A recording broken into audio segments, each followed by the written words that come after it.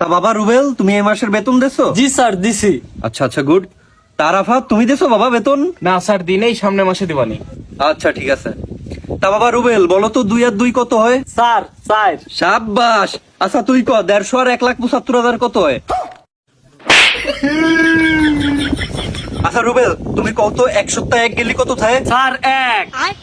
আচ্ছা তুই ক 6 জন মিস্ত্রি একটা বিল্ডিং এর কাজ 2 দিনে শেষ করলো, তাহলে সিমেন্টের দাম কত? শালা বারানিস সাল। আচ্ছা রুবেল, তুই ক 10 এর টা 5 গেলি কত থাকে? স্যার 5। আরে বাহ। আচ্ছা তুই আমব্রেলার স্পেলিং ক।